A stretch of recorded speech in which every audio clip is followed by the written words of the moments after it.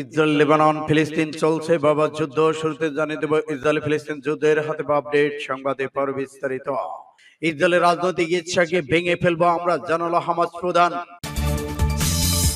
আরো জানিয়ে দিব হুঁশিয়ারি দিয়ে দীর্ঘ যুদ্ধের প্রস্তুতির কথা জানালো হামাস। ভারত মার্কিন সম্পর্ক জোরদার নিয়ে উদ্বিগ্ন চীন রাশিয়া। ইহুদিবাদীদের ঘুমের সময় তেল আবিবের বুকে ইসরায়েলের ভয়াবহ ক্ষেপণাস্ত্র হামলা। ভারতে উত্তর প্রদেশে বাজি কারখানায় ভয়াবহ বিস্ফোরণ, নিহত 4, আহত 10। বিশ্বের দ্বিতীয় বৃহত্তর সেনাবাহিনী গড়ে তোলার দাবি পুতিনের। লেবাননে 1000 প্রশিক্ষক যোদ্ধা পাঠালো ইয়েমেন। এবং সর্বশেষে জানিয়ে দেব পুতিনের মাথার দাম 8.5 কোটি ঘোষণা ব্যবসায়ের। এতক্ষণ শুনছিলেন সংবাদ শিরোনাম, এখন বিস্তারিত। তবে অনুরোধ থাকবে এই ভিডিওটিতে একটি লাইক দিন এবং কমেন্টস করে জানিয়ে দিন আপনি কোন জেলা থেকে বা কোথা থেকে আমাদের সাথে যুক্ত রয়েছেন। এবং ইসরায়েল ফিলিস্তিন লেবানন ইরান যুদ্ধের আপডেট সংবাদ হাতে পেতে চ্যানেলটি সাবস্ক্রাইব করুন, আমাদের সঙ্গে থাকুন। ধন্যবাদ। ইসরায়েলের রাজনৈতিক ইচ্ছাকে ভেঙে ফেলবো আমরা, জানালো হামাস প্রধান। হামাস নেতা ইয়াহিয়া সিনওয়ার বলেছেন ইসরায়েলের বিরুদ্ধে দীর্ঘস্থায়ী লড়াইয়ের জন্য প্রস্তুত ফিলিস্তিন। ইয়েমেনে ইরান সমর্থিত হুতি বিদ্রোহীদের কাছে পাঠানো সোমবার এক বার্তায় তিনি এই কথা বলেন। হামাস নেতা বলেছেন, আমরা নিজেদেরকে একটি দীর্ঘস্থায়ী যুদ্ধের লড়াইয়ের জন্য প্রস্তুত করেছি যা শত্রুর রাজনৈতিক ইচ্ছাকে ভেঙে ফেলবে। তিনি বলেছেন, ইরাক, লেবানন, ইয়েমেন, ইরান সম্পর্কিত গোষ্ঠীগুলি ইসরায়েলকে পরাজিত করবে। এর আগে ইয়েমেনের রাজধানী সানা এবং দেশের লোহিত সাগরের উপকূলে বেশিরভাগ নিয়ন্ত্রণকারী হুতিরা রোববার মধ্যে ইসরায়েলে একটি বিরল ক্ষেপণাস্ত্র হামলা চালায়। হামলায় কোনো হতাহতের ঘটনা না ঘটলেও ইসরায়েলি প্রধানমন্ত্রী বেঞ্জামিন নেতানিয়াহু প্রতিশোধ নেওয়ার ঘোষণা দিয়েছেন। এদিকে হুতি নেতা আব্দুল মালিক আলীকে সম্বোধন করা বার্তায় সিনওয়ার বলেছেন, সব স্তর প্রতিরক্ষা বাধাকে অতিক্রম করে শত্রু সত্তার গভীরে আপত্তি ক্ষেপণাস্ত্র হামলা চালিয়েছে। এই সাফল্যের জন্য আপনাকে অভিনন্দন জানাই, সূত্র ফাস্ট টুডে। হুঁশিয়ারি দিয়ে দীর্ঘ যুদ্ধের প্রস্তুতির কথা জানালো হামাস। গাজায় দীর্ঘ যুদ্ধের প্রস্তুত বলে জানিয়েছেন ফিলিস্তিনের স্বাধীনতাকামী সংগঠন হামাস। গোষ্ঠীটির প্রধান ইয়াহিয়া সিনওয়ার সোমবার এই কথা বলেছেন। যদিও ইসরায়েলের প্রতিরক্ষা মন্ত্রী ইয়োব গ্যালান্ট গত সপ্তাহে বলেছেন, গাজা সামরিক সংগঠন হিসেবে হামাসের আর অস্তিত্ব নেই। সিনওয়ার বলেছেন, হামাসে ইসরায়েলের বিরুদ্ধে লড়াই চালিয়ে যাওয়ার সক্ষমতা রয়েছে। তারা ইরান সমর্থিত আঞ্চলিক মিত্রদের সমর্থনে গাজায় প্রায় 1 বছর ধরে যুদ্ধ করে আসছে। গাজা থেকে বার্তা সংস্থা এপি এই খবর জানিয়েছে।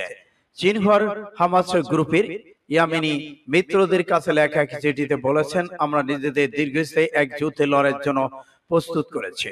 তিনি গত মাসে নিহত হামাস নেতা ইসমাইল হানিয়ার স্থলাভিষিক্ত হন এবং গাজা যুদ্ধে 11 মাসের বেশি সময় পরে ইয়েমেনে বিদ্রোহী গোষ্ঠী হুতিদের কাছে লেখা এক চিঠিতে সিনওয়ার হুমকি দিয়ে বলেছেন, গাজা এবং এই অঞ্চলে অন্যান্য ইসরায়েলের সঙ্গে সম্পৃক্ত গ্রুপগুলো শত্রুপক্ষের রাজনৈতিক ইচ্ছা ভেঙে দেবে। এদিকে মার্কিন পররাষ্ট্রমন্ত্রী বিভাগের মুখপাত্র ম্যাথিউ মিলার বলেছেন, গাজা যুদ্ধবিরতি চুক্তির ব্যাপারে কয়েক মাসের মধ্যস্থতার প্রচেষ্টার পর যুক্তরাষ্ট্র ইসরায়েল এবং হামাসের মধ্যে মতপার্থক্য দূর করার জন্য একটি নতুন প্রস্তাব নিয়ে দ্রুত গতিতে কাজ করেছে। মিলার বলেছেন, মার্কিন পররাষ্ট্রমন্ত্রী অ্যান্টনি ব্লিংকেন এই সপ্তাহে সেখানে সফরে গিয়ে মিশরি কর্মকর্তাদের সঙ্গে যুদ্ধবিরতি নিয়ে আলোচনা করেছেন, সূত্র ফাস্ট টুডে। ভারত মার্কিন সম্পর্ক জোরদার নিয়ে উদ্বিগ্ন চীন রাশিয়া। মার্কিন এক শীর্ষ কূটনীতিক মনে করেছেন, বর্তমান ভারত ও যুক্তরাষ্ট্রের মধ্যে যে উষ্ণ সম্পর্ক বিরাজ করেছে তাতে উদ্বিগ্ন হয়ে পড়েছে রাশিয়া ও চীন। সোমবার এক সাক্ষাৎকারে তিনি এমন মন্তব্য করলে বলে খবর দিয়েছে এনডিটিভি। ভারতীয় সংবাদ মাধ্যমটির প্রতিবেদনে বলা হয়েছে, রিজার্ভ বার্মা নামের এই শীর্ষ কূটনীতিক মনে করেছেন, বর্তমানে ভারত ও যুক্তরাষ্ট্রের যে সম্পর্ক চেষ্টা করেছে সেটা অন্তর্ভুক্তিমূলক এবং শান্তি বিরোধের শান্তিপূর্ণ সমাধানকে উৎসাহিত করে, যা চীন রাশিয়া উদ্বেগের কারণ হয়ে দাঁড়িয়েছে। সত্য বলতে কি, আপনি কেন চীন ও রাশিয়ার অংশীদারিত্ব সম্পর্কে এত উদ্বিগ্ন বলে মনে করেন? কারণ আমরা বিশ্বের বাকি অংশে জীবনযাপনের একটি পদ্ধতি নিয়ে এসেছি যা আন্তর্জাতিক অন্তর্ভুক্তিমূলক শান্তি বিষয়। বিরোধে শান্তিপূর্ণ সমাধান সম্পর্কে এবং শাসন সম্পর্কে আইন, অর্থাৎ এটি একটি সমাজে প্রত্যেকের কণ্ঠস্বর শোনার বিষয় বলে মার্কিন কূটনৈতিক। ইহুদিবাদীদের ঘুমের সময় তেল আবিবের বুকে ইয়েমেনের ভয়াবহ ক্ষেপণাস্ত্র হামলা। গতকাল সকালে ইসরায়েলে একটি নয়া পরিস্থিতির সম্মুখীন হয়েছেন। ইয়েমেন থেকে দূরপাল্লা ব্যালিস্টিক ক্ষেপণাস্ত্র দিয়ে হামলা চালানো হয়েছে তেল আবিবে। ইসরায়েল এবং আমেরিকা প্রতিরক্ষা ব্যবস্থাগুলো ক্ষেপণাস্ত্রকে আটকাতে ব্যর্থ হয়েছে, যার কারণে এই তেল আবিব ছেড়ে হাজার হাজার মার্কিন সেনা পালিয়ে গেছে। পাস্টুরে আরো বলা হয়েছে, ইসরায়েলের সবচেয়ে গুরুত্বপূর্ণ বিমানবন্দর গুরিয়ানের কাছে এই ক্ষেপণাস্ত্র আঘাত হানে। ক্ষেপণাস্ত্র হামলার ঘটনায় ইসরায়েলের আতঙ্কিত হয়ে আশ্রয় কেন্দ্রে চলে যায়। হিব্রু সূত্রগুলো স্বীকার করেছে যে ইয়েমেনি ক্ষেপণাস্ত্র বেশ কয়েকটি আরব দেশের আকাশসীমা পাড়ি দিয়ে তেল আবিবে আঘাত এনেছে। ইহুদিবাদীদের আকাশ প্রতিরক্ষা ব্যবস্থায় ক্ষেপণাস্ত্র মোকাবেলা করতে ব্যর্থ হয়েছে। এদিকে ইয়েমেন সরকারের তথ্যমন্ত্রী মুখপাত্র কাসেম শরফুদ্দিন এ প্রসঙ্গে বলেছেন, আমরা ইহুদিবাদী শাসক গোষ্ঠীর একেবারে বুক লক্ষ্য করে হামলা চালিয়ে বুঝিয়ে দিয়েছি যে এই সরকার এখন আর নিরাপদ নয়। এদিকে তেল আবিবের উপর ইয়েমেনে হামলা প্রতিক্রিয়া ইসরায়েলি প্রধানমন্ত্রী বেনিয়ামিন নেতানিয়াহুর দাবি করেছেন, এই হামলা যারা চালিয়েছেন তাদের চড়া মূল্য দিতে হবে। যেমনি ক্ষেপণাস্ত্র লক্ষ্যবস্তু যদি ইসরায়েলের আবাসিক এলাকা ছিল না, তবে ইসরায়েলের হৃদয়কে টার্গেটকে যথার্থ বার্তা দেওয়া হয়েছে। সূত্র ফাস্ট টুডে NM 16। ভারতের উত্তরপ্রদেশে বাজি কারখানায় ভয়াবহ বিস্ফোরণ, নিহত 4, আহত 10। এদিকে ভারতের উত্তরপ্রদেশে ফিরোজাবাদের নওশেয়ায় একটি আতশবাজি কারখানায় ভয়াবহ বিস্ফোরণের ঘটনা ঘটে। এই ঘটনায় 4 জনের মৃত্যু হয়েছে। মঙ্গলবার ভোররাতে বিস্ফোরণে এই ঘটনা ঘটে। এতে কারখানা ঘরটি ধসে পড়েছে এবং ধ্বংসস্তূপের নিচে বেশ কয়েকজনের আটকে পড়ার আশঙ্কা রয়েছে। বিস্ফোরণের প্রভাবের পাশের একটি বাড়ির ছাদ ধসে পড়েছে। পুলিশ ধ্বংসাবশেষে 10 জনকে উদ্ধার করেছে। 6 জনের চিকিৎসা চলছে হাসপাতালে এবং 4 জনের মৃত্যু হয়েছে। এখনো 4 জন নিখোঁজ রয়েছে। মৃতের সংখ্যা আরো বাড়তে পারে বলে জানা গেছে স্থানীয় প্রশাসন সূত্রে।